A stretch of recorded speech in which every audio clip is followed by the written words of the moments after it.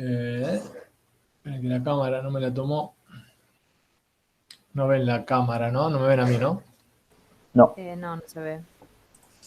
Bien, tenemos un poquito.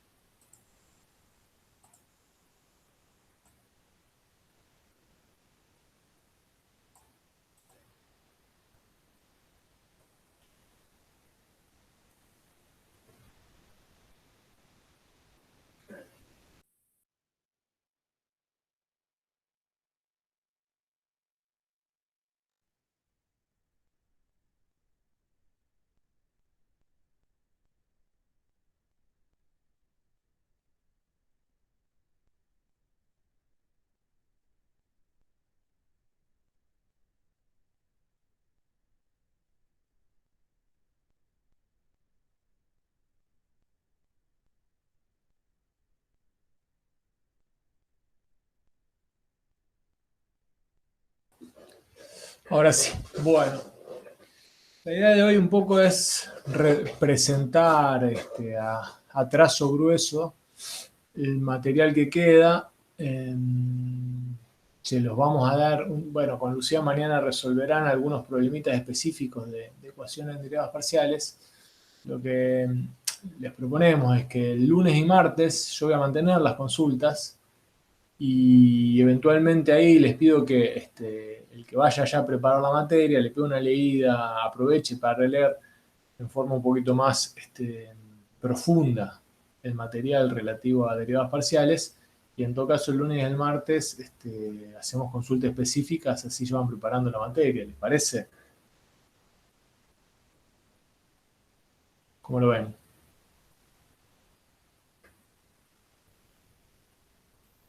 El martes que viene, profe. Claro, lunes y martes que viene, porque en principio no rinden ustedes matemática 3 la semana que viene, ¿no? No, bueno, al menos yo no. Me parece que ninguno, ¿no? No tiene que tener matemática 2 aprobada, claro. Claro. No, pero en general, en función de lo que veníamos un poco hablando, la idea es que ustedes van a rendir matemática 3 en el primer o el segundo llamado después del receso, ¿no? Entonces yo les digo, le hago una presentación un poco de los temas que queda, con algunas cuestiones que son un poco, destacando un poco las cuestiones más relevantes, y les pido entonces que aprovechemos en la medida de lo posible estos días para que ustedes lean en profundidad, luego de tener la resolución de problemas mañana con Lucía, el capitulito y aprovechamos la consulta de la semana que viene, los mismos horarios, lunes y martes. ¿Está bien? Sí, sí, está bien, profe. Bueno, buenísimo. Entonces, vamos a arrancar.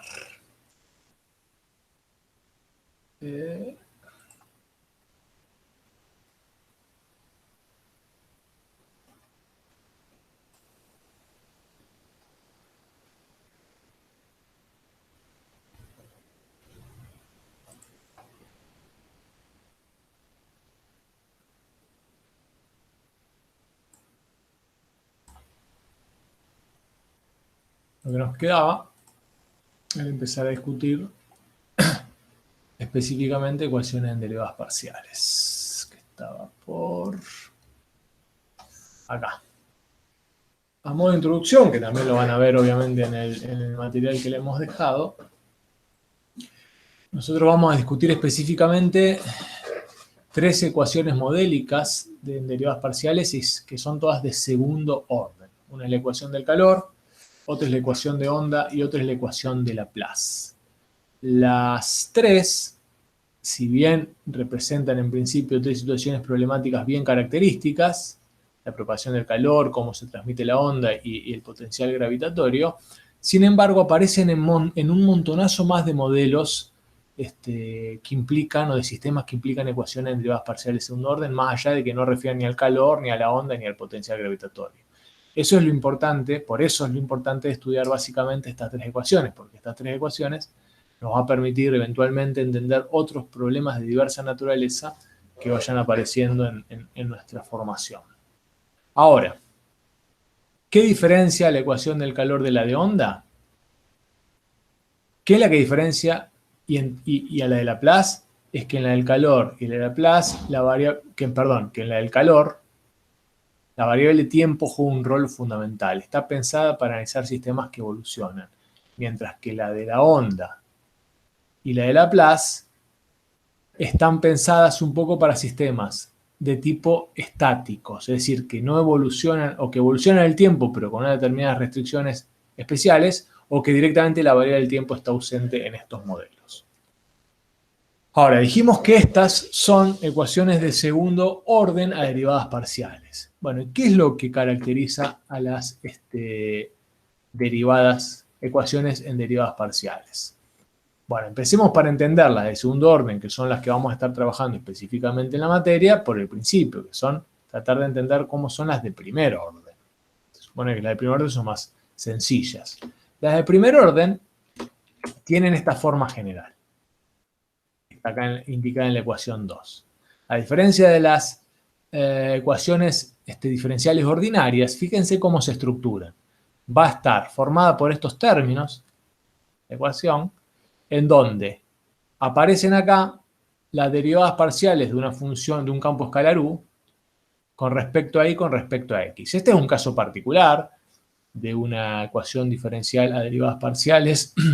¿Por qué? Porque el campo escalar es de dos variables. Obviamente, si el campo escalar fuese de tres variables, esta ecuación se empezaría a estirar, ¿no? Empezarían a aparecer más términos. Bueno, en el caso particular de un campo escalar de dos variables, de un campo escalar U de variables x e y, la ecuación en derivadas parciales que se puede construir tiene esta estructura, en donde a, b y c y d son funciones de dos variables que llamaremos coeficientes. Esta ecuación puede ser igual a 0, entonces esa ecuación en derivadas parciales de primer orden será homogénea, si es igual a 0, o puede ser igual a otro campo diferente, otro campo escalar, también de dos variables, que habitualmente se llama perturbación. ¿Estamos de acuerdo? ¿Está clara la diferencia entre una ecuación diferencial ordinaria de primer orden, en donde la ecuación diferencial ordinaria de primer orden, ¿qué forma general podría tener? Bueno, iba a ser y', ¿no? Por algo, por A más B por I, ¿no? Más C igual a una función acá, o podría ser igual a 0. Este era el primo lejano de este tipo de ecuaciones. Bueno, ha cambiado bastante, ¿no?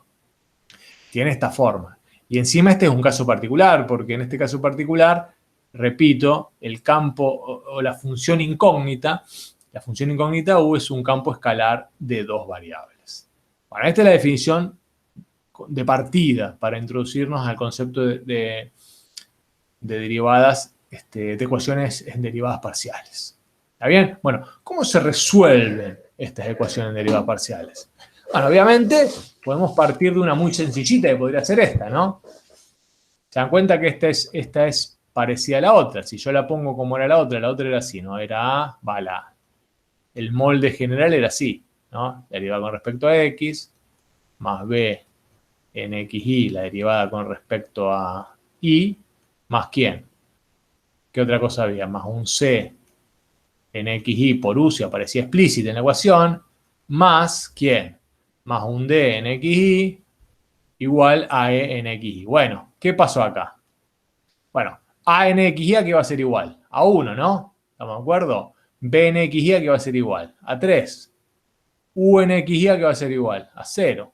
Y D en XY ¿qué va a ser igual a 0. Y en XY va a ser igual a 0. Se dan cuenta que es un caso particular en donde cada coeficiente funcional va tomando esos valores que indicamos ahí en la transparencia. ¿Está bien? Bueno, ¿a alguien se le ocurre cómo resolver esta ecuación? Esta ecuación admite una resolución en forma bastante inmediata. ¿Qué podríamos hacer? ¿Alguien tiene una idea?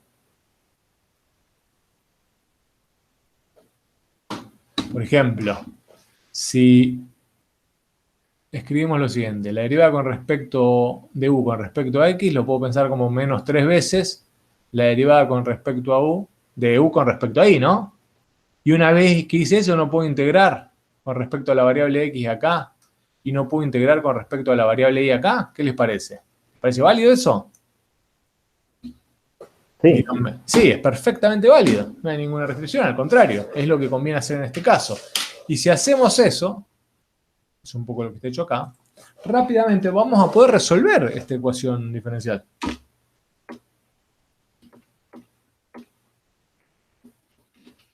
A ver, que no era el método.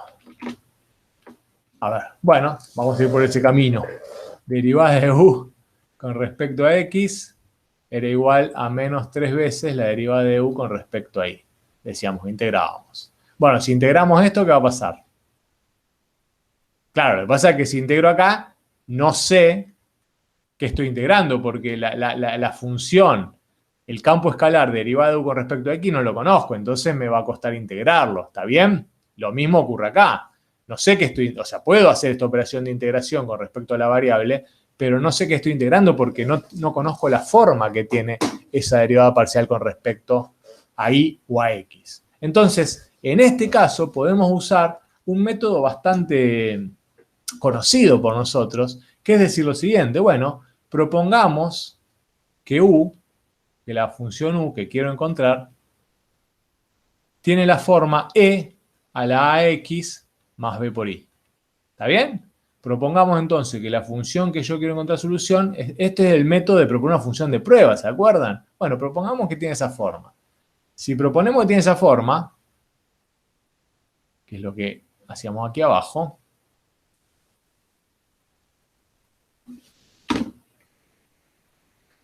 lo que tenemos que hacer es determinar quiénes son, qué forma tiene el coeficiente A o qué valor toma A y qué valor toma B de tal manera que esta función sea solución. Entonces lo que voy a hacer primero es derivar esta función u, función de prueba con respecto a la variable x, derivar esta función u, función de prueba con respecto a la variable y, introducirlas en la ecuación y resolver la ecuación. ¿Lo ven? Si hacemos eso, derivo u con respecto a x, me queda a por e a la x más b por y, y derivo u con respecto a y, me va a quedar b por e a la x, y acá me falta más b por y. ¿Está bien? Metemos estos dos resultados en la ecuación esta, ¿y a dónde vamos a llegar? Llegamos a lo siguiente. Saco factor común e a la a por x más b por y, y me va a quedar el factor a más 3 por b. Entonces, u va a ser solución, la función u va a ser solución, siempre y cuando esto valga 0, porque el resultado, yo pido que esto sea igual a 0, ¿está bien? Como esto no puede ser 0, esto va a ser siempre distinto de 0, es la misma idea, es el mismo principio de la función de prueba que proponíamos para las ecuaciones diferenciales de segundo orden ordinarias. Lo que pasa es que es un poquito más sofisticado el argumento. Bueno, entonces vamos a pedir que esto sea 0. Para que esto sea 0, a tiene que ser igual a menos 3b. Y entonces la función nuestra, que está acá abajo, la función nuestra solución, tiene que tener esta forma. E tiene que ser igual a b por menos 3x más y. Obviamente esta es la solución general. Es una solución general de nuestra ecuación diferencial, ¿no? Es decir, hay infinitas funciones que tienen esta forma para cualquier valor de b que satisfacen esta ecuación. Si además uno tuviese una condición inicial, podría encontrar cuál de esas infinitas soluciones generales es la solución particular al problema planteado, que es lo que nos preguntamos acá.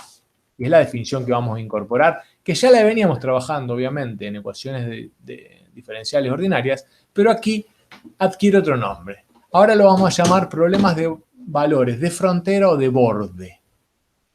Este es un problema cuyo objetivo es hallar todas las soluciones de una ecuación en derivadas parciales que satisfacen una serie de condiciones que genéricamente se llaman condiciones de frontera o condiciones de borde. Así como en el problema de valores iniciales, nosotros teníamos la ecuación diferencial más una condición inicial, esa condición inicial en este nuevo contexto se llama condición de frontera o condición de borde, porque van a ver que en el contexto de la ecuación de derivadas parciales, una sola condición inicial no basta. Hay como que condicionar o presentar varias condiciones para el problema para poder encontrar una solución particular. Todas esas condiciones generales se denominan condiciones de frontera o de borde. Por ejemplo, este problema, es un problema con valores de frontera, ¿lo ven? O de borde. Tenemos la ecuación diferencial, la ecuación diferencial. Y fíjense que esto es una condición, entre comillas, inicial, pero tiene una diferencia con respecto a la condición inicial de las viejas ecuaciones diferenciales. ¿Se acuerdan qué pasaba para poder entender por qué esto hay que poner un nombre de condición de borde? ¿Qué diferencia ven con este dato de condición inicial o de borde con respecto a la condición inicial que dábamos en los famosos PBI? Los PBI tenían esta forma. Supónganse que estamos hablando de una ecuación de primer orden. Y' igual a por I' más B por I más C igual a D. Y la condición de inicial era que I' en X0, supónganse, era igual a, no sé, K. ¿Está bien? ¿Qué diferencia hay con esto? Para que podamos entender de dónde sale la idea de frontero de borde, digo. ¿Qué diferencia hay acá? Fíjense. En el caso de las ecuaciones de derivadas parciales, lo que vamos a fijar es hacer 0 una de las variables, por ejemplo, la X. Pero la otra variable queda libre. Entonces, en verdad, esta condición establece que el dato de partida es una función, en donde una de las variables se hizo constante igual a 0. Por eso la idea de borde, porque esto es un borde en verdad. ¿Lo ven? Este campo es como si fuese una curva de nivel del campo escalar. ¿Se dan cuenta? La condición inicial que nos están dando. Antes nos daban un valor, I en X0 igual a acá. Antes nos daban un valor de la función incógnita a partir de la cual podíamos rescatar del conjunto infinito de soluciones la que nos interesaba. Ahora no nos están dando un valor, nos están dando una función, un borde, una curva de nivel de alguna manera del campo escalar que nosotros queremos encontrar para poder encontrar la solución pedida. ¿Está claro eso, chicos, chicas? Los escucho. ¿Se dan cuenta? Sí, sí. Bien.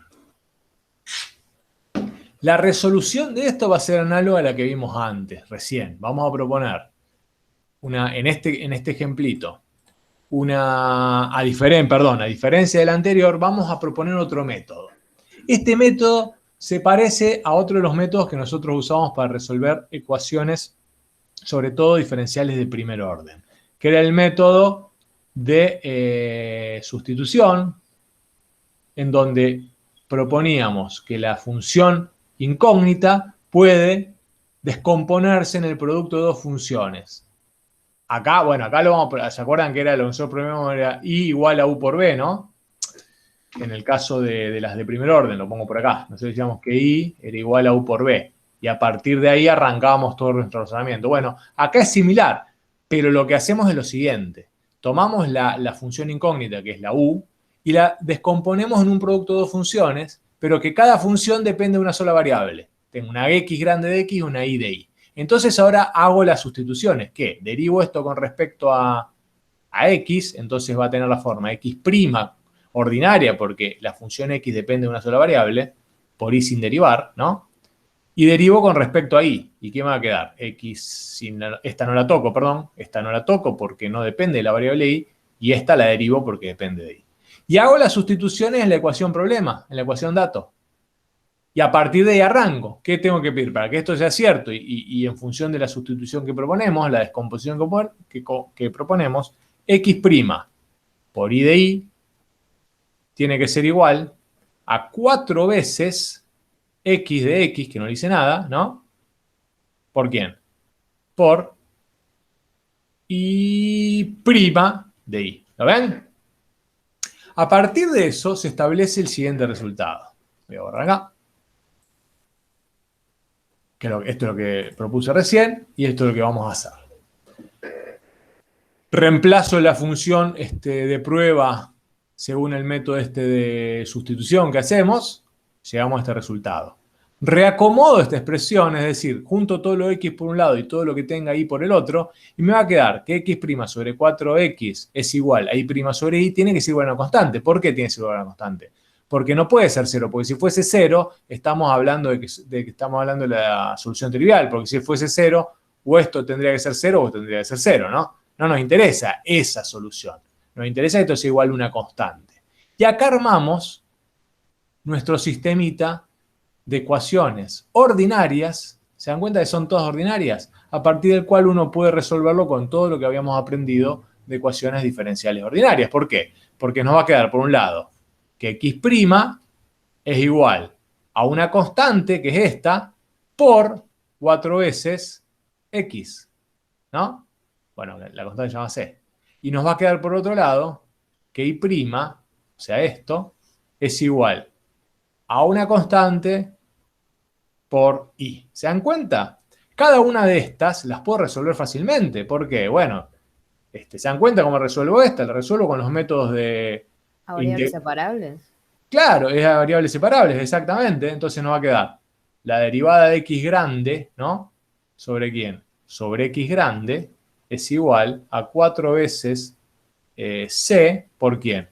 Por diferencial x chiquita. Esto es una x de x, ¿está bien? Entonces integramos acá, no queda el logaritmo natural de x, acá me queda 4c por x, hago todo el reemplazo y nos queda esta solución típica estándar de EDO de primer orden, que la conocemos casi de memoria, y lo mismo hacemos con la de abajo. ¿Lo ven? Entonces tenemos quién es x y quién es y. ¿Queda claro este paso? Lo hice rápido porque supone que ya lo tenemos bastante metabolizado esta historia. Acá estamos resolviendo dos EDO primaria, dos EDO ordinaria de primer orden a variables separables. ¿Está? Sí, profe. Sí, sí. Bien. Tenemos a x y tenemos a y. Gran primer paso porque con x y con y podemos proponer qué forma tiene u. ¿Se dan cuenta? U va a tener que ser, según esto y en función del método que hemos propuesto, el producto de estas dos. Es decir, nos va a quedar a por b por e a la 4cx por e a la ci. Y esto lo puedo juntar todo, ¿no? Esto lo puedo poner como AB por E. ¿A qué? Saco C factor común. C factor común, ¿y qué me va a quedar? 4X más Y, ¿no? Perfecto. Y ahí tenemos nuestra solución a ese problema. En verdad, esta es la solución general que se desprende de esta ecuación diferencial, porque todavía no utilizamos la condición de frontera para, a partir de esta solución general, encontrar la solución particular. Bueno, acá es lo que le dije recién. A este producto de A por B le podemos poner un nombre de constante K general. Y ahora usamos la condición de frontera, que era esta. ¿Cuál es la condición de frontera?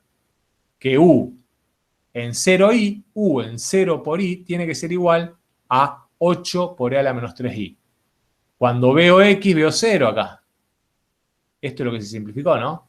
Entonces me queda que K por E a la 6i tiene que ser igual a 8 por E a la menos 3i. Por simple comparación, no hace falta mucho más, K tiene que ser 8 y C tiene que ser 3. Y esta es la solución particular de nuestro problema de valores en la frontera, que va a tener esta forma. Ese es el campo que encontramos. Es el campo escalar que satisface la ecuación diferencial en derivadas parciales dada. ¿Está bien? ¿Se entiende hasta ahora por dónde vamos? Profe, ¿C no Sí. tendría que ser menos 3? ¿O C tiene que ser, no, 3, porque el menos lo dejaste acá. O sea, C tiene que ser menos 3. Sí, menos 3. ¿Por qué puse 3? Sí, es menos 3. Sí, menos 3, tenés razón. Está bien. Sí, es verdad, menos 3. ¿De acuerdo? Bien, bien. Y el resultado, entonces, la solución tiene esa forma. Obviamente, entiendan una cosita. Recién hemos resuelto una ecuación en derivadas parciales de primer orden, son más sencillas, y basándonos mucho en lo que hemos aprendido en relación a ecuaciones en derivadas ordinarias, ecuaciones diferenciales ordinarias. Hemos propuesto, por un lado, una función de prueba de la forma E. Antes proponíamos E a la X, ahora propusimos E a la X más B por I, para adecuarla al nuevo contexto, o hemos ido por el otro método, el método de sustitución. Antes pedíamos que la función y tenía forma u por b y a partir de ahí desarrollábamos todo el método, y acá hemos propuesto que la función u se puede escribir, descomponer como el producto de dos funciones en una variable, una x de x y una y de y, y a partir de ahí desarrollamos un método. Bueno, la pregunta es, antes de meternos en el segundo orden, ¿siempre será tan fácil esto? ¿Siempre uno podrá asistirse de los métodos más primarios y a partir de ahí construir una solución al problema planteado? De alguna manera sí. Lo que pasa es que nuestros métodos primarios, en función de todo lo que hemos discutido hasta ahora, se han sofisticado bastantes. No solo tenemos los métodos basados en el sustitución, en la función de prueba, sino en lo que hemos discutido bien ultimito ahora, vimos que hay ecuaciones diferenciales que se pueden resolver mediante el recurso del uso de series. O sea que ese es otro método, entre comillas, primario, que podemos usar para enfrentar una ecuación diferencial en derivadas parciales. Y ese es el método basado en series, el que nos va a permitir atacar las famosas ecuaciones de derivadas parciales de segundo orden. Fíjense la forma que tienen ya de arranque.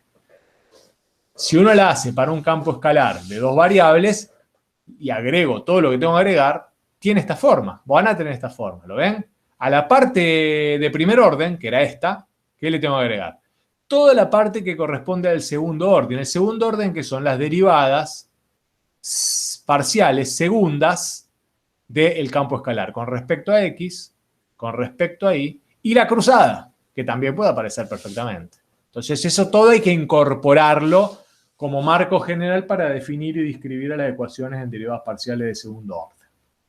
Resolver una derivada parcial de segundo orden implica encontrar el campo escalar U en XY que satisfaga que él y sus derivadas parciales de primer y segundo orden multiplicado por los coeficientes funcionales satisfagan esta ecuación. Sí.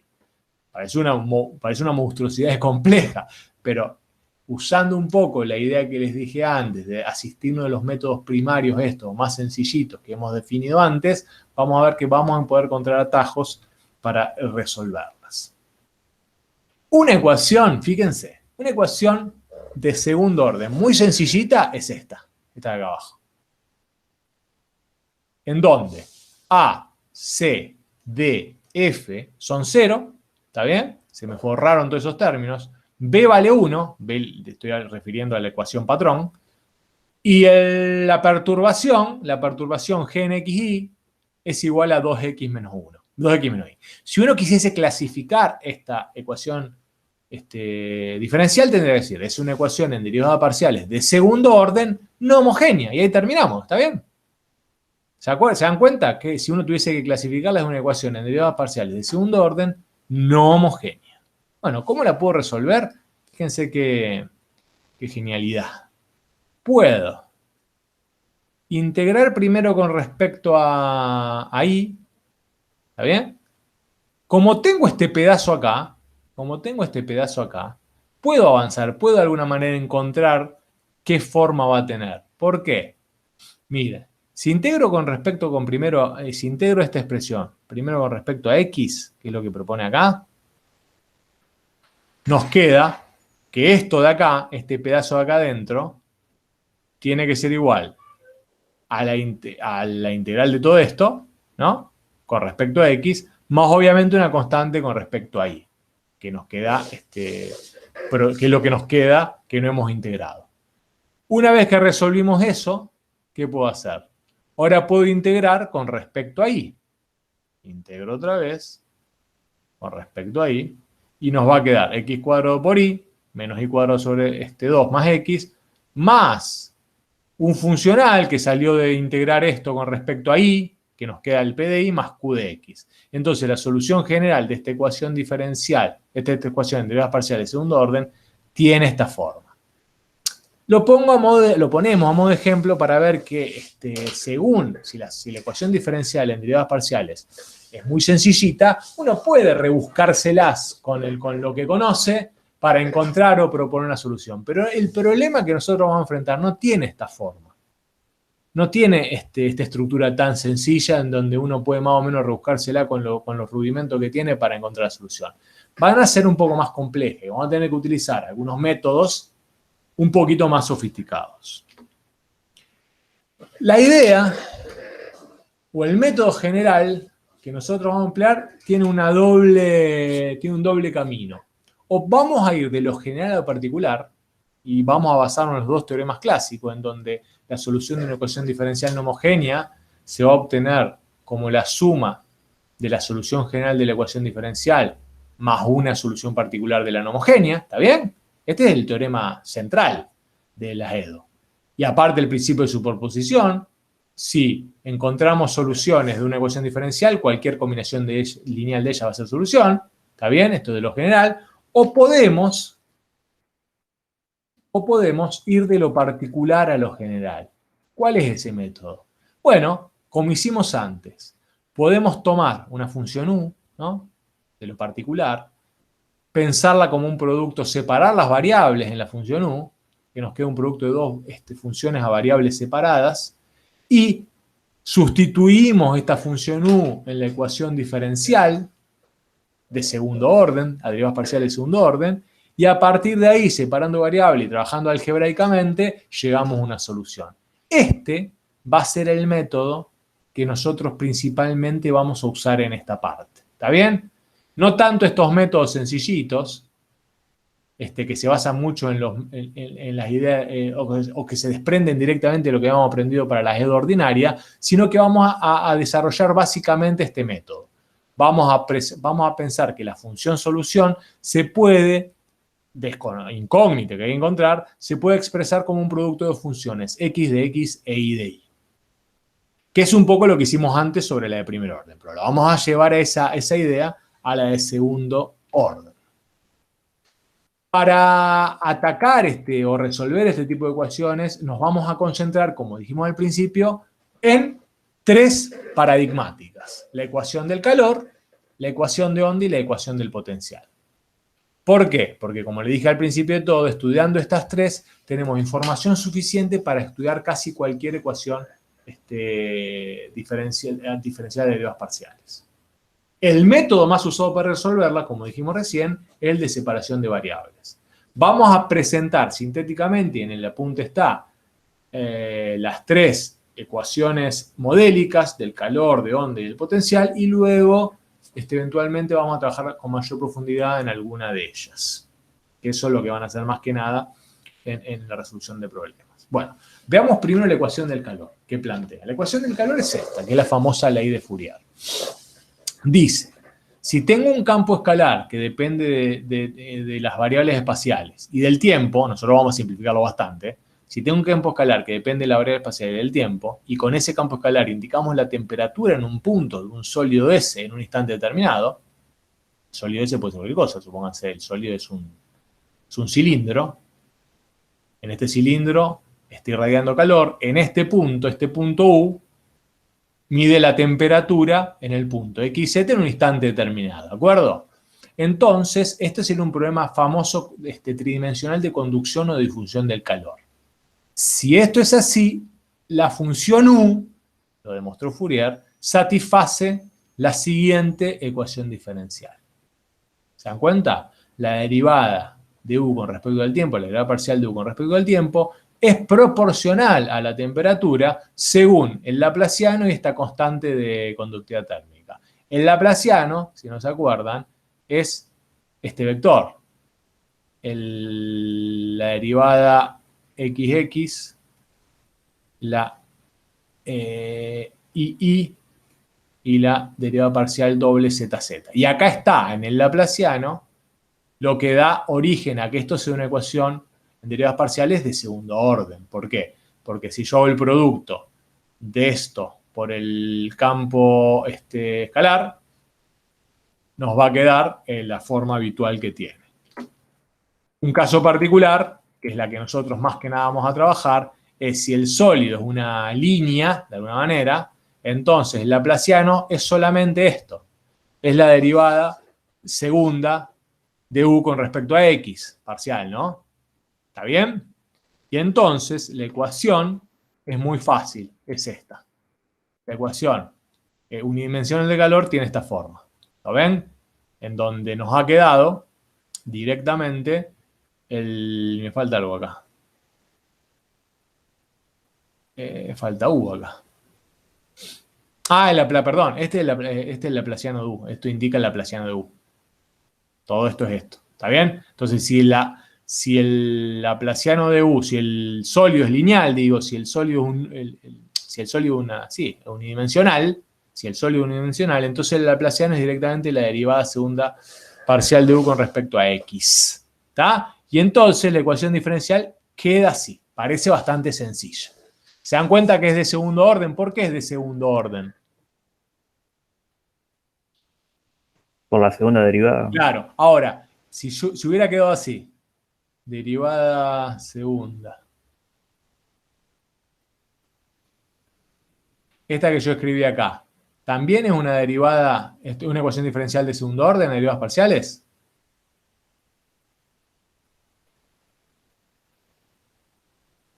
¿Qué les parece?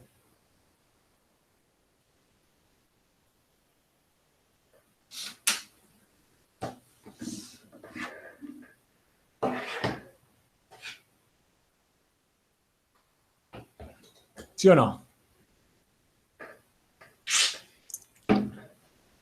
Sí, porque aparece la derivada segunda. Claro, sí, porque aparece la segunda. Ahora, esta que yo he escrito acá, ¿es la ecuación del calor o la ecuación o la ley de Fourier? No, porque la ley de Fourier dice que la variación de la temperatura con respecto al tiempo es proporcional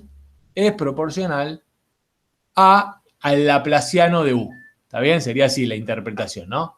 Es proporcional al laplaciano de U. Y acá no dice eso si yo la transformo de esta manera. ¿Se dan cuenta? Si yo escribo esto que no tiene nada que ver, no está diciendo esto. Esto está diciendo que la aceleración, si se quiere, la temperatura respecto al tiempo, ¿no?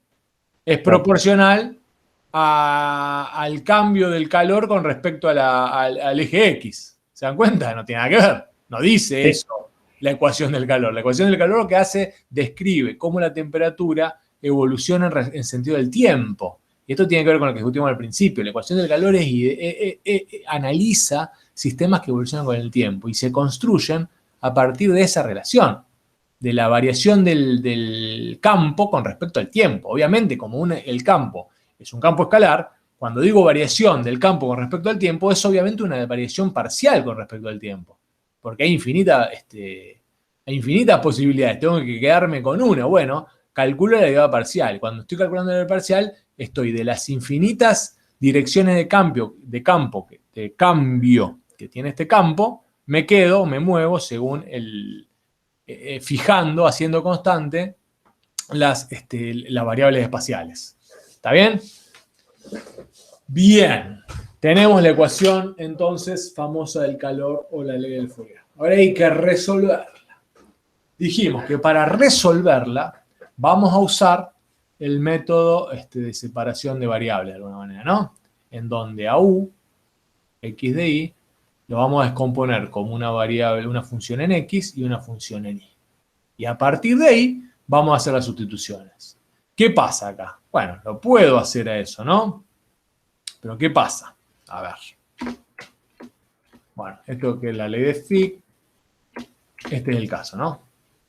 Establecemos vamos a considerar el modelito más sencillo, que es el transporte de calor a través de la barra recta unidimensional, y vamos a establecer las siguientes condiciones de frontera. Fíjense. En los extremos, la temperatura es 0. Acá, ¿está bien? Y hay una condición inicial. Fíjense que cuando decimos condición inicial, referimos a qué pasa a tiempo 0, que es un poco la idea de condición inicial que nosotros usamos en las ecuaciones diferenciales ordinarias. Cuando hablamos de condición de frontera, estamos viendo qué pasa para cualquier tiempo a un valor determinado de la variable x en este caso. Cuando x vale 0 o cuando x vale L. Ese es el contorno que estamos estudiando. Y el tiempo, vemos qué pasa en el tiempo. Para todo tiempo, para cualquier tiempo analizado, yo quiero que la temperatura de los extremos de la barra sea 0 grados. Esa es la condición de frontera. Mientras que a tiempo cero, nosotros queremos que la distribución inicial de temperatura se ajuste a una función determinada, que puede ser cualquier cosa. Es como si yo dibujara a tiempo cero, yo acá represento cómo se distribuyó la temperatura. Miren, esto es X, que va de 0 a L, y este es en el eje voy a poner la temperatura. Y yo digo que la temperatura, supónganse, esta distribución. ¿Se dan cuenta? ¿Qué quiere decir eso? Y que al tiempo cero la temperatura va a ser más chiquita, más menor, pero a medida que me estoy llegando al otro extremo, bueno, así no puede ser porque no va a coincidir con la restricción que en L tiene que ser cero, ¿no? Entonces va a ser una cosa así. Entonces la temperatura va a ir creciendo en el medio de la barra y después ir bajando. Y esa sería la condición inicial de distribución de temperatura. Es muy importante que podamos detectar qué papel juega cada condición en el problema, porque si no nos va a costar mucho luego encontrar la solución del mismo. Se ve que por la diferencia, o qué queremos decir cuando hablamos de frontera en este contexto, en este ejemplo, y cuando hablamos de condición inicial. En las ecuaciones diferenciales del tipo en donde el tiempo es dinámico, fluye, la condición inicial va a estar siempre atada al tiempo cero. Y es un dato concreto del problema. Pero obviamente, en el tiempo cero uno puede tener una distribución inicial de temperaturas que puede ir cambiando. Mientras que la condición de frontera va a fijar algún valor, algún valor de la variable de la magnitud distancia. 0, L o la que sea. Ese es un poco el idea. Bueno, aclarado el punto, tenemos que tratar de resolver esta ecuación diferencial con el método que habíamos discutido. Bueno, acá lo pasamos limpio, así se van a presentar ahora los problemas con valores de frontera y condición inicial. Acá tenemos la condición inicial acá abajo, y acá tenemos la condición, inicial, y acá tenemos la condición de frontera, y propiamente la ecuación diferencial. Fíjense que la variable X se mueve entre 0 y L y el tiempo es mayor que 0. Estos son los elementos de nuestro dominio. Son importantes indicarlos porque nos ubican en el contexto adecuado del problema. Y ahora vamos a tratar de resolverla. Una clave, fíjense, que la ecuación y la condición 2 son homogéneas. ¿Se dan cuenta? La ecuación es homogénea porque esto lo tengo que poner acá y aparece como homogénea. Es la derivada de u con respecto a t menos k, la derivada segunda de u con respecto a x dos veces es igual a 0. Claramente es homogénea, ¿no? Y en el segundo caso también es homogénea. Si bien no es una ecuación diferencial, esta condición de frontera que implica una función también, es igual a 0, por lo tanto es homogénea. Esta estructura, como dice el apunte, sugiere o nos da pistas de una estrategia para resolver el problema. La estrategia va a consistir generalmente en los siguientes pasos, que son 2 o 3, pero vamos por el primero.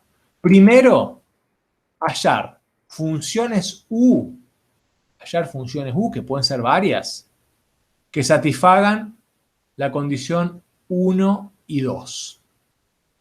El paso 2 es, a partir de esas funciones U que satisfagan la condición 1 y 2, sumarlas y buscar coeficientes que satisfagan la condición 3. Esa va a ser la estructura general para resolver este tipo de ecuaciones diferenciales. Como verán, en el paso 3 aparece una idea de serie, ¿no? Y en el paso 2 también aparece una idea de serie porque nos está diciendo que esas funciones son muchas y que las podemos numerar, podemos encontrar hasta n soluciones de las n soluciones que son en verdad parte del conjunto de soluciones generales de 1 y 2. Bueno, este es un poco el esquema de trabajo. Lo que hay que aprender es este esquema de trabajo. Arranquemos. El paso 1. ¿Cómo vamos a hacer el paso 1? El paso 1 implica el uso del método de separación de variables, como dijimos antes. Fíjense. Proponemos la función u como el producto de x por t. Derivamos a u con respecto al tiempo y nos queda de esta forma. Derivo a u con respecto a la posición, a x, perdón, y nos queda esto. Y lo vuelvo a derivar porque en este caso tengo una derivada segunda formando parte de la ecuación. Entonces nos va a quedar x segunda por t. Estos dos resultados, este y este, los reemplazo, los sustituyo en la ecuación datos, que es esta. Entonces, cuando veo la derivada de u con respecto a t, estoy viendo x por t' en la sustitución. Y cuando veo k por la derivada segunda de u con respecto a x dos veces, estoy viendo k por x segunda por t. ¿Está bien? A partir de ahí, Sigo el mismo razonamiento que habíamos hecho antes con la EDO de parcial de primer orden. Separo, acomodo todo lo que tiene t con t, lo que tiene x con x, y lo hago igual a una constante. Cuando hago esto, nos queda un sistemita de ecuaciones diferenciales ordinarias. Ahora, a diferencia de la anterior, nos aparece una que es de segundo orden. Claro, porque nosotros hacíamos aparecer una de segundo orden, ¿no? Y entonces, el chiste consiste en primero resolver este sistemita de ecuaciones diferenciales ordinarias, una de primero y otra de segundo orden, porque cuando encontremos la solución X y la solución T de este sistemita, vamos a poder encontrar las funciones U que satisfacen la ecuación diferencial y la primera condición inicial. Y luego de esas, vamos a encontrar una que se ajuste a la condición de frontera, a la condición inicial, perdón, y a partir de ahí encontrar la solución particular que nos están pidiendo. Ese es un poco el procedimiento, que es bastante mecanizable.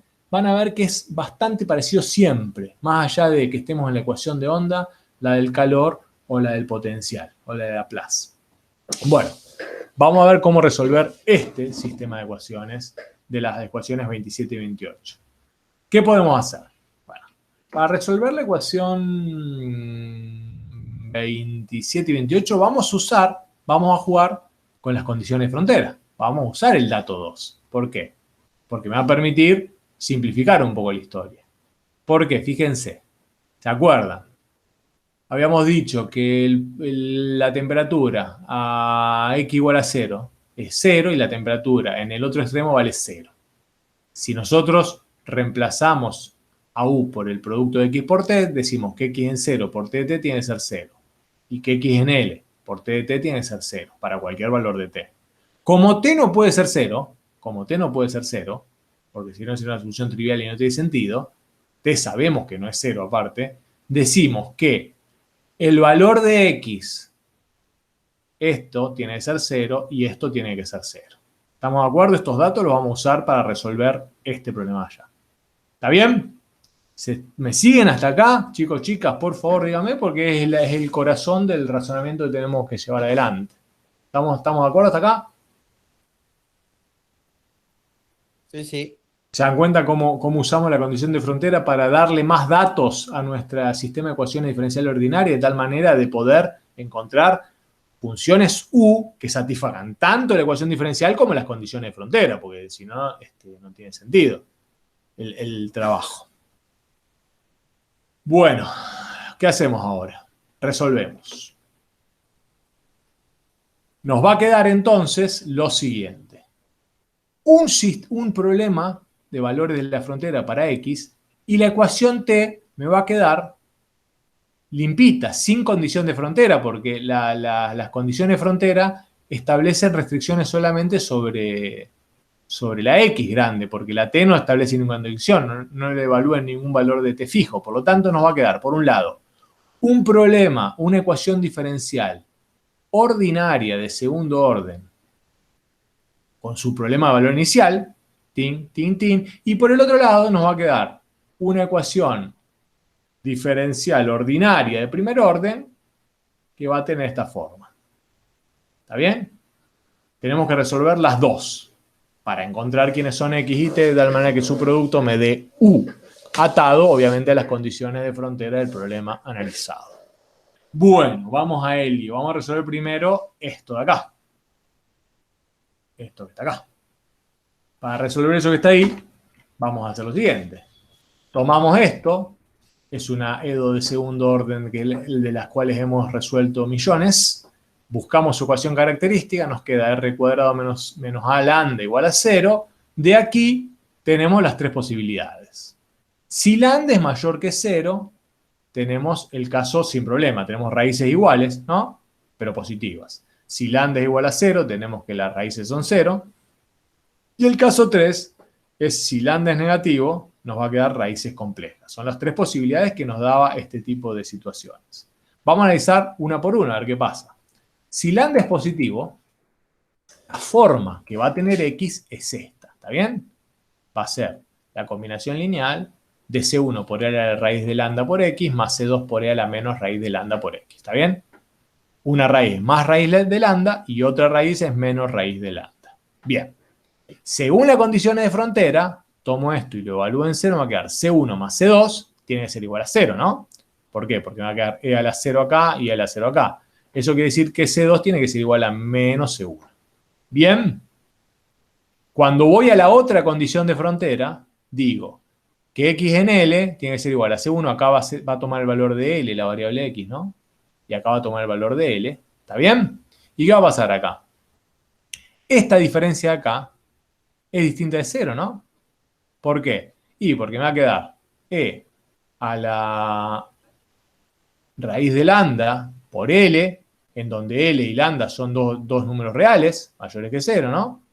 Menos 1 sobre E a la raíz de lambda por L. O sea, pongan el valor que quieran, esta diferencia va a ser siempre distinta de 0. ¿Se dan cuenta? ¿Se dan cuenta? Va a ser siempre distinta de 0. Estamos de acuerdo, ¿no? Sí, sí. Porque lambda, salvo que lambda fuese 0. Si lambda fuese 0, habría que ver. Pero como lambda no puede ser 0 por la restricción que pusimos acá, esto va a ser siempre distinto de 0. Ahora, si esto siempre es distinto de 0, entonces C1 tiene que ser 0. Si C1 es 0, C2 es 0. Y entonces X de X es igual a 0. Solución trivial no nos sirve para nada. No sirve. O sea que lambda no puede ser mayor que 0. ¿De acuerdo? Ya descartamos una posibilidad. Lambda no puede ser mayor que 0. Si hago que lambda valga 0, es lo mismo, porque si lambda vale 0, nos va a quedar raíz doble 0, nos va a quedar C1 más C2, la solución general. Si C1 vale 0, y acá nos va a quedar que, nos va a quedar que C2 por L tiene que ser 0. Perdón, no, C2 tiene que ser 0, ¿no?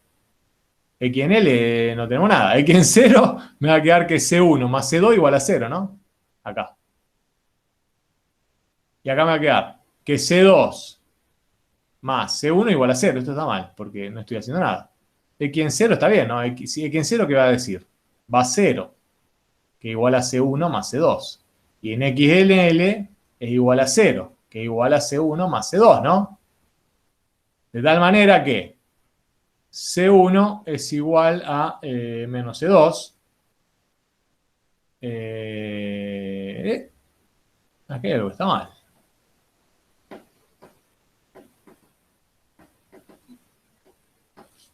X en 0, ¿qué me olvidé acá? Ah, porque veníamos, a ver. No. C1 y C2, nos queda así.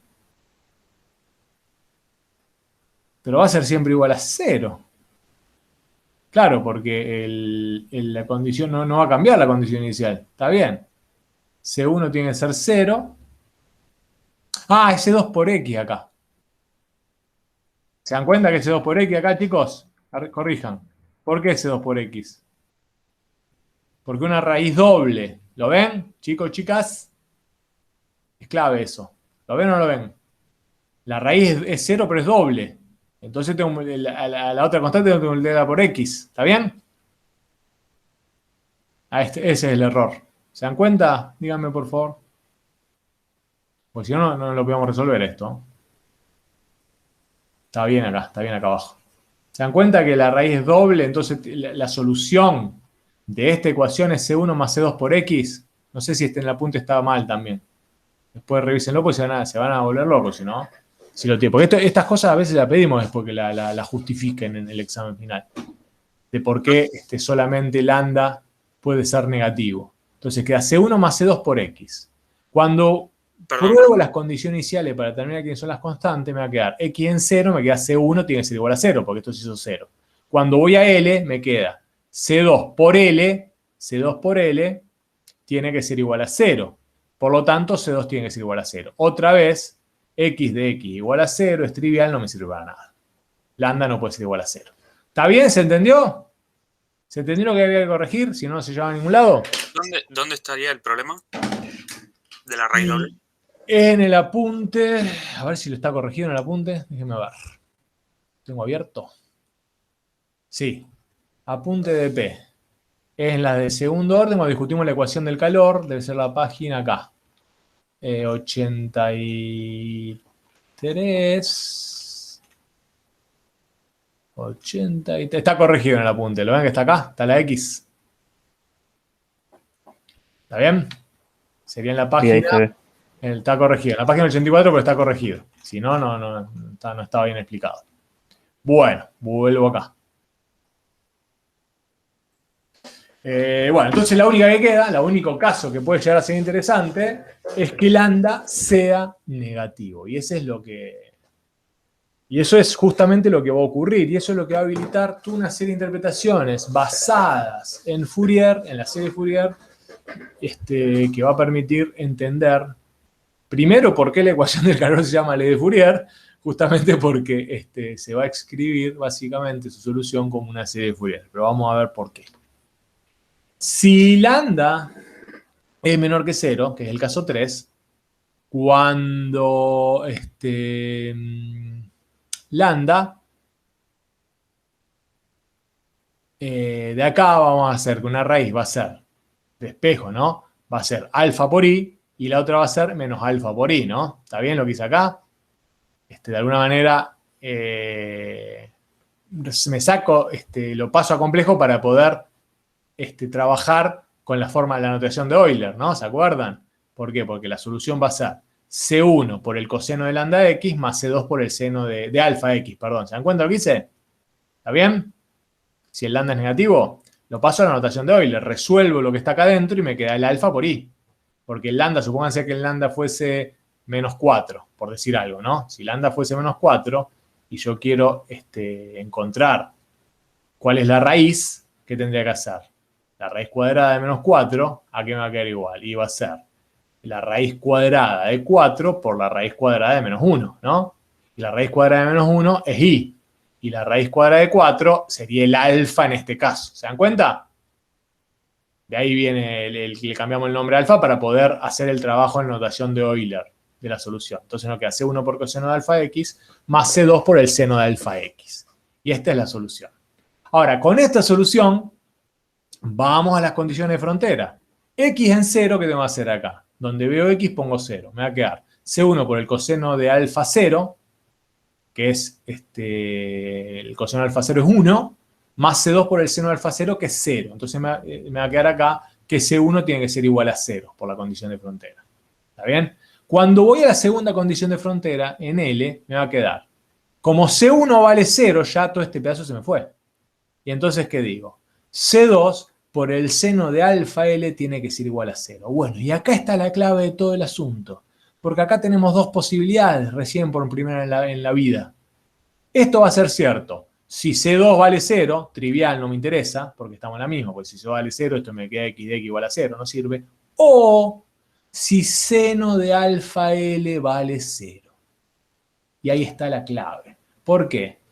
Porque en verdad hay infinitas veces que el seno de alfa L va a ser 0 siempre y cuando alfa no sea 0, ¿no? ¿Por qué? Porque como es una función periódica, se va a hacer 0 cada vez que el argumento del seno sea múltiplo de pi, ¿no? Sea un múltiplo entero de pi. En pi, en menos pi, en 3pi, en 4pi, en 5pi, siempre va a ser 0. Entonces hay un montón de valores posibles de alfa que hacen que la función x de x satisfaga esta condición de frontera. Y ahí son las conclusiones las primeras conclusiones que vamos a extraer de este resultado. Para lambda menor que 0, tenemos infinitas soluciones no triviales, de tal manera que este seno de alfa L es igual a 0. Por lo tanto, tenemos por primera vez una solución no trivial o infinitas soluciones no triviales que van a tener esta forma. Seno de alfa X. ¿Cuáles son esos alfas? Bueno, esos alfas van a ser aquellos valores que hagan que esto sea igual a esto, ¿no? Con n entero, ¿no? Es lo que dije recién. Es decir, los alfas van a depender de la extensión del alambre que estemos considerando, del sólido, la varilla, y van a ser múltiplos por múltiplos enteros de pi. O sea que en todos estos valores de alfa, n pi sobre L, el seno es 0 y hace que la función x de x sea solución no trivial del problema analizado. Es impactante. tenemos una solución no trivial para el problema de Fourier en la variable descompuesta, ¿no? Que es esta, en x de x. Segunda conclusión, lo dijimos recién. Tenemos infinitas soluciones no triviales. Tenemos infinitas soluciones no triviales que van a tener esa forma. ¿Está bien? Pero además, con estas infinitas soluciones no triviales que hemos encontrado qué valor va a tener el lambda de la otra ecuación diferencial, porque este lambda tiene que ser el mismo para el segundo caso, o sea que el lambda, ¿se acuerdan que dijimos acá? Que lambda para nosotros era menos alfa el menos alfa al cuadrado, ¿se acuerdan? Esto quiere decir, ¿qué quiere decir esto? Que lambda, el alfa lo habíamos despejado acá, este de acá, ¿no? Esto quiere decir que el lambda que va a estar acá adentro, ¿a qué va a ser igual? A n sobre pi por l al cuadrado, que es lo que está acá. ¿Lo ven? ¿Estamos de acuerdo? El menos 1 se hace lo mismo. Me falta algo acá. ¿Lo ven la sustitución que hicimos? ¿Se entiende? Porque este lambda de la ecuación que nos había quedado libre tiene que obviamente satisfacer la misma restricción que pusimos acá. Porque si no, nos conduce a soluciones de tipo triviales. O sea que el lambda tiene que ser así. N, o sea, alfa al cuadrado, básicamente. Y el alfa al cuadrado y el alfa tiene esta forma, según lo que hemos trabajado acá. De tal manera que, al haber resuelto el primer sistemita de ecuación diferencial de segundo orden ordinario que nos permitió encontrar esta solución en la variable x, también nos permite entender que el lambda tiene que tener esta forma en la segunda ecuación diferencial que queremos resolver, que es la ordinaria de primer orden para la función del tiempo. Y esta la podemos resolver fácil ahora. ¿Por qué? Y porque esta directamente se resuelve variables separables. Y nos queda esto. Entonces tenemos quién es t y quién es x. Obviamente, una vez que encontramos una, encontramos infinitas, por lo tanto esto es una xn de x también, porque para todos los múltiplos enteros de pi se satisfacen las condiciones que hemos propuesto, las condiciones de frontera según el método desarrollado. Por lo tanto, hemos encontrado, según el paso 1, las infinitas soluciones U que satisfacen 1 y 2, que satisfacen la ecuación diferencial y las condiciones de frontera. Y va a tener esta forma. Es bastante fea, pero es lo mejorcito que tenemos. ¿Está bien? ¿Se ve, chicos, chicas? Tenemos la primera solución según el método que queremos aprender de nuestra ecuación en derivadas parciales de segundo orden, atados a las condiciones de frontera analizadas. ¿Cuáles son las condiciones de frontera? Que la temperatura de la barrita para todo t en la posición 0 y en la posición L es 0 grados. Estas funciones de acá, satisfacen esa condición de frontera y por lo tanto son solución de la ecuación 1. ¿De acuerdo? ¿Están ahí? ¿Estamos? Hemos encontrado un gran resultado. Un enorme resultado. Ahora hay que ir a la condición 3. Es decir, ¿cuál de todas estas satisfacen la condición inicial? Para ello, proponemos el paso 2. El paso 2 es el siguiente. Supónganse que la condición inicial que nos dan de dato es esta función de x. ¿La ven? Tiene esta forma. Si fuese eso, estaríamos ante un escenario muy benigno. ¿Por qué?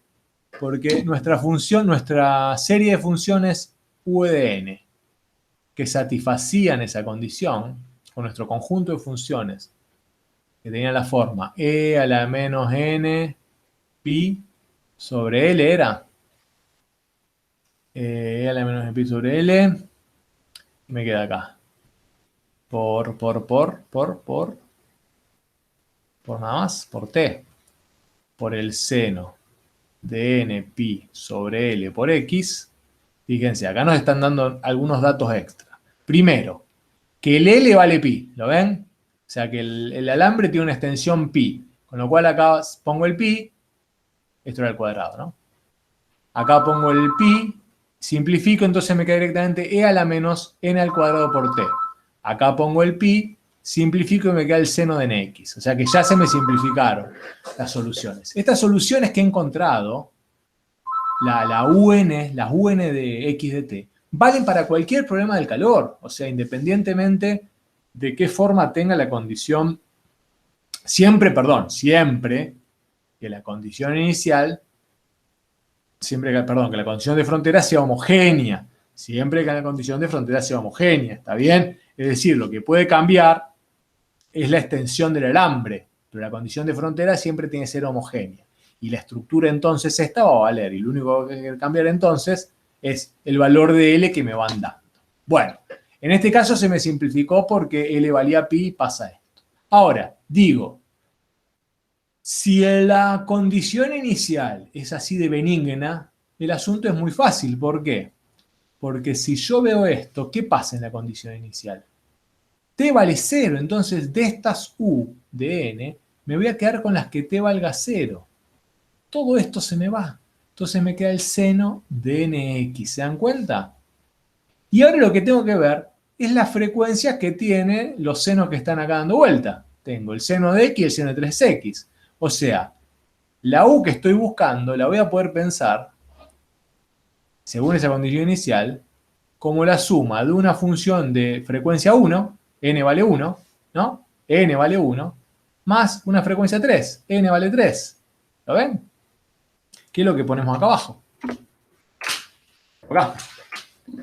Obviamente, insisto, esto es una condición muy benigna. Muy benigna. No siempre va a ser así. Pero para este caso lo puedo encontrar fácilmente. La solución U va a ser C1 por la 1 de x de t, es decir, por el seno de x, más C3 por el seno de 3, de 3x. Y para encontrar las constantes, ¿quiénes son? 60 y 20, también lo saco por comparación. ¿Lo ven? Este paso es más complicado, a ver si se dan cuenta. A ver si se dan cuenta cómo llegamos acá. Repito. Para encontrar quiénes son las dos funciones que me explican la condición inicial es fácil. Porque si hago T0, me va a quedar seno de x y seno de 3x. Para encontrar quiénes son la C1 y C3 también es fácil. Es 60 y menos 20. Entonces hasta acá tenemos esto. Lo que pasa es que acá falta incorporar quién es T. ¿Y qué forma va a tener T? Bueno, T va a tener también, ¿se acuerdan que T era del tipo e a la menos n al cuadrado por T? ¿No? Entonces, cuando n vale 1, me va a quedar esto. E a la menos t, que multiplica el seno de x. Y cuando n vale 3, me va a quedar e a la menos 9 de t, que multiplica el seno de 3x. Y ahí nos quedó la solución de nuestro problema. Esta solución de acá, que tiene esta forma, es la que describe cómo varía, o es la que describe, no, la temperatura en cada instante de la barra y en cada lugar de la barra de alambre analizada, ajustada según el modelo de difusión del calor de Fourier. Y ahí hemos llegado a esta solución.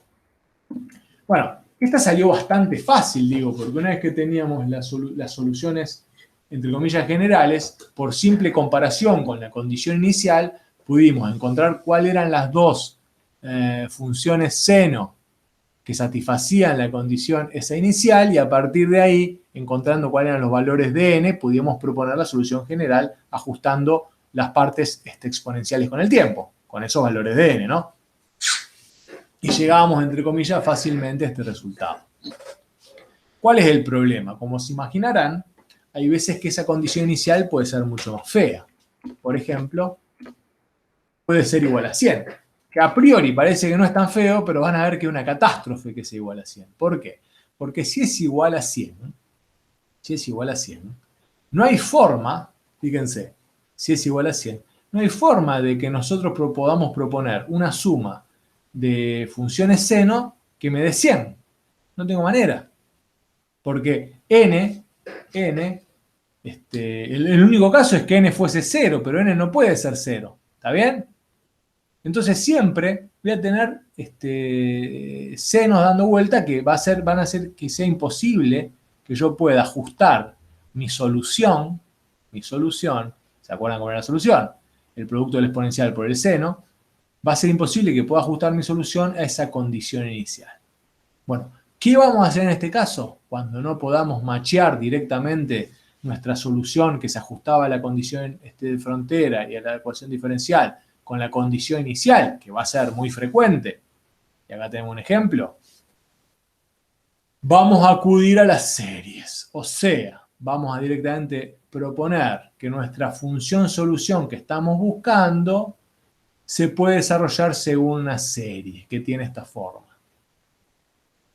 Y entonces lo que vamos a tener que encontrar son los coeficientes C sub n, ¿está bien? Que hagan que esta serie converja sobre U, tal como lo han trabajado o como lo hemos trabajado con Lucía para resolver ecuaciones diferenciales mediante el uso de serie. Es el mismo principio, el mismo razonamiento. Obviamente, los U sub n que vamos a tener acá son los que calculamos según paso 2, es decir, ¿qué va a ser esto? Y va a ser e a la menos n pi l al cuadrado por t, C1, más el seno de n pi sobre l por x. Esta es la forma de tener los U sub n que están acá. Entonces, en función de ese dato, vamos a tener que encontrar cuáles son los C sub n que en este caso hagan que esta cosa converja a 100, porque es el dato inicial que tenía. Ese es el trabajo que implicará en este caso resolver la ecuación diferencial. Obviamente, para poder hacer eso tuvimos que asistirnos a alguna serie de resultados teóricos, ya los teníamos de antes, que es el teorema 3 que está acá. Y la tarea, y con esto vamos a terminar hoy, es cómo encontrar los C sub n, cómo hacemos para encontrar los C sub n que justamente hagan que nuestra serie converja sobre la función incógnita a encontrar, sobre la función problema. Bueno, ya lo hicimos varias veces.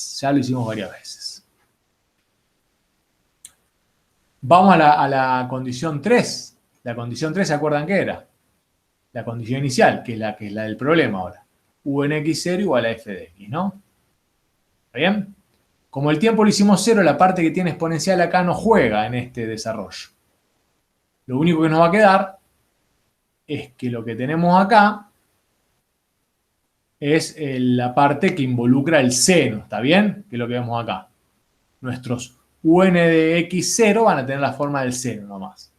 Bueno, esos son los que vamos a meter en el desarrollo de series para hacerlos converger sobre la condición inicial f de x. ¿Estamos de acuerdo con esto, chicos, chicas? Pues esto sí es muy, muy, muy importante y define un poco el éxito de nuestra estrategia, porque si no tenemos en claro esto de acá, ya estamos como girando el falso, no sabemos lo que estamos buscando. ¿Se entiende lo que estoy haciendo, lo que estamos haciendo acá? Sí, sí. Bien. Profe, una Sí. pregunta. ¿Ahí siempre va a convenir hacer que el tiempo sea 0? Claro, la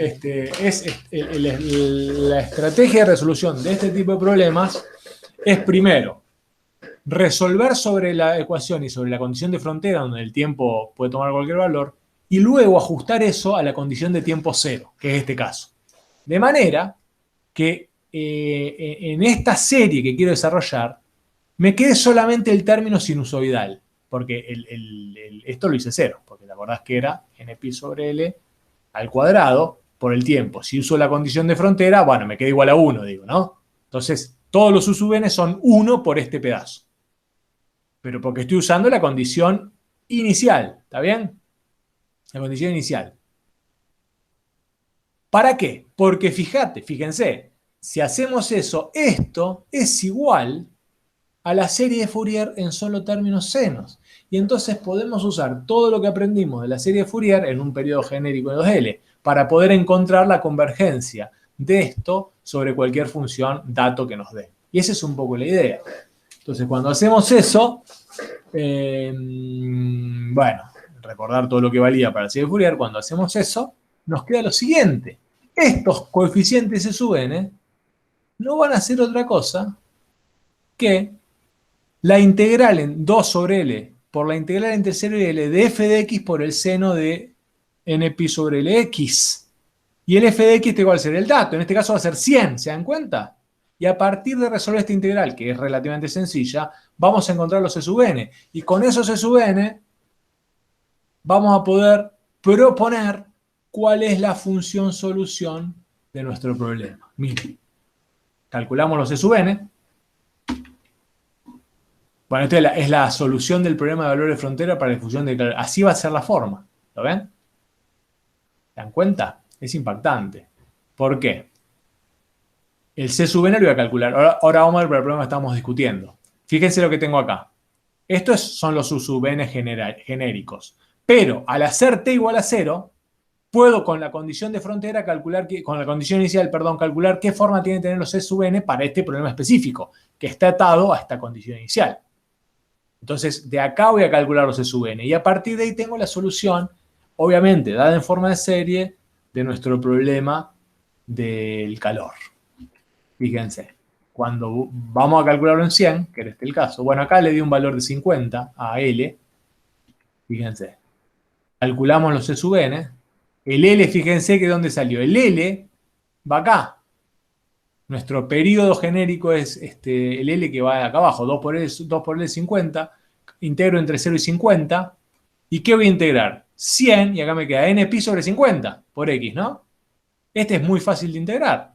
Me da este resultado, que lo evalúo en sus extremos entre 0 y 50, me queda menos 200 sobre npi por el menos coseno de npi menos 1. Bueno, una cuenta más o menos fácil, que si la pongo en términos de alternante al coseno me va a quedar menos 200 sobre npi por menos 1 a la n menos 1.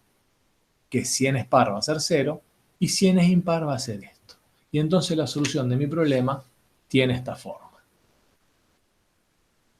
Impactante. Bien. Lo que me interesa, lo que nos interesa que quede bien hoy es el método. Después va a haber tiempo de afianzarlo y desarrollarlo y ajustarlo. Pero lo que nos interesaba presentar hoy era el método de resolución. Los invitamos a que con esta idea lean la ecuación de onda y la ecuación de Laplace, porque siguen este mismo desarrollo razonamiento. Véanse las pequeñas diferencias que hay. Y en todo caso, después nosotros el lunes los invitamos a, en el mismo horario y mismo canal, discutir las dudas que le quedan de esos desarrollos. Probablemente mañana Lucía presente también alguna resolución de problemas de onda y de Laplace, pero son como adaptaciones de este gran desarrollo que proponía Fourier o que propuso Fourier. El razonamiento va por este lado, ¿de acuerdo? Esto es lo que nosotros queremos que afiancen, cómo plasmar este método de resolución. Los pasos a seguir, que son 2 pasos siempre, pero cuando la función, o cuando la condición inicial, tiene una forma medio fea como acá, que no puedo machear directamente por simple comparación de lo que encontré en el paso 1 y 2, o en el paso 1 con la forma que tiene esta, tengo que ir al desarrollo en series de Fourier. Y a partir de ahí, resolver el asunto. Acá había una discusión y ya entrábamos en onda. Que en todo caso, si quieren, lo vemos el lunes. Pero les digo que es el mismo razonamiento. Bueno, no quiero avanzar mucho más porque sé que es denso y necesita que se metabolice, que se madure. Queríamos más que nada mostrarle cuáles son los grandes lineamientos del método de resolución y que a partir de ahí ustedes traten de leer el material de acá al lunes, de acá a mañana y vayan detectando cuáles son las situaciones que más problema de entendimiento, de dificultad les presentan y en función de eso lo discutimos la semana que viene, ¿les parece? ¿Queda alguna duda específica? Ahora lo vemos, pero si no sería ese el esquema de trabajo.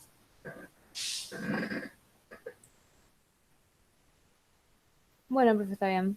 ¿Está bien? Yo tenía una pregunta, profe. Sí. ¿Puede que haya consultas de Matemáticas 3 después del receso? Sí, sí, después va a haber, después del receso normalmente. Después la vamos a publicar. Ok, ¿Está ok. bien? Bueno, después igual apenas me manden esta clase la subo y ya está subida la de Lucía de ayer también en el canal de YouTube. Así que bueno, nos veremos el lunes que viene. ¿Está bien? Tal que quiera.